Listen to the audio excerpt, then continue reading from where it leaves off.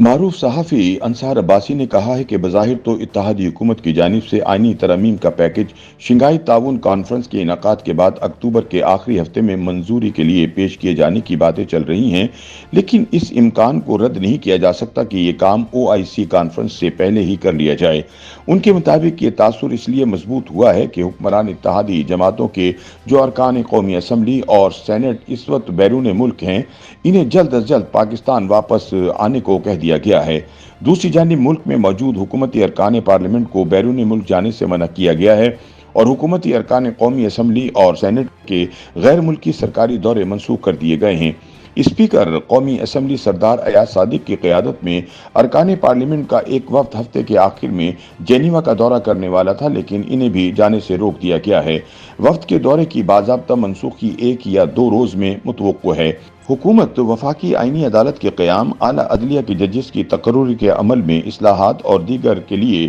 آئینی ترامیم کی منظوری کے لیے دوسری اور فیصلہ کن کوششوں میں مصروف ہے۔ انصار عباسی کے مطابق حکمران جماعت کے کسی رکن پارلیمنٹ نے یہ نہیں بتایا کہ آئینی ترمیمی بل قومی اسمبلی اور سینٹ میں کب پیش اور منظور کیا جائے گا۔ زیادہ تر ارکان پارلیمنٹ کو توقع ہے کہ یہ شنگھائی تعاون تنظیم کے سربراہی اجلاس کے 16 اکتوبر کو اختتام کے فوراً بعد ممکن ہے، لیکن ایسا 16 اکتوبر سے قبل بھی ہو سکتا ہے۔ باخبر ذرائع کا کہنا ہے کہ حکومت آئینی ترامیم کا پیکج بآسانی منظور کروا لے گی، لہٰذا 2/3 اکثریت کے حوالے سے پریشان ہونے کی ضرورت نہیں۔ ذرائع کا کہنا تھا کہ آئینی ترامیم کسی بھی وقت کی جا سکتی ہیں، لیکن 15 اور 16 اکتوبر کو ہونے والے شنگھائی تعاون تنظیم کے اجلاس کے فوراً بعد آئینی ترامیم کیے جانے کے زیادہ امکانات ہیں۔ خیال رہے کہ آئینی عدالتوں کے قیام سمیت عدالتی اصلاحات پر مبنی 26ویں آئینی ترمیم کا مسودہ حکومت نے تیار کر رکھا ہے، تاہم ترمیم کی منظوری کے لیے مطلوبہ نمبر پورے نہ ہونے اور اتحادی جماعتوں کے تحفظات کی وجہ سے ستمبر میں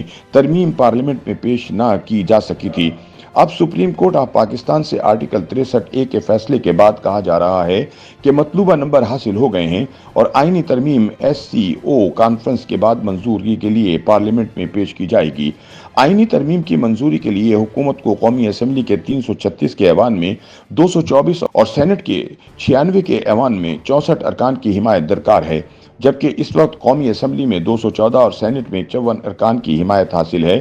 قومی اسمبلی میں مزید 10 اور سینٹ میں 10 ارکان کی حمایت کی ضرورت ہے۔ تاہم الیکشن کمیشن اگر مخصوص نشستوں سے متعلق فیصلہ جاری کر دیتا ہے اور PTI کو مخصوص نشستیں نہیں دی جاتی تو قومی اسمبلی میں حکمران اتحاد کو جمیعت العلماء اسلام کی حمایت کے بغیر بھی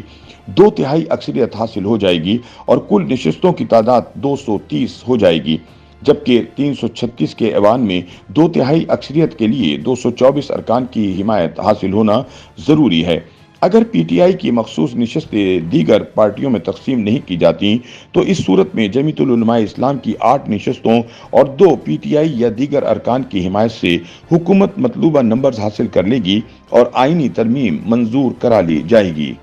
YouTube پر گوگلی نیوز دیکھنے کے لیے youtube.com کی سرچ بار میں گوگلی نیوز TV ٹائپ کریں۔ گوگلی نیوز کے پیج پر سرخ رنگ کے سبسکرپشن والے بٹن پر کلک کرنا نہ بھولیے۔ YouTube پیج پر اپلوڈ ہونے والی ویڈیوز سے باخبر رہنے کے لیے بیل آئیکن پر کلک کیجیے۔ آپ کو ہر نئی ویڈیو کے بارے میں نوٹیفیکیشن موصول ہو جائے گا۔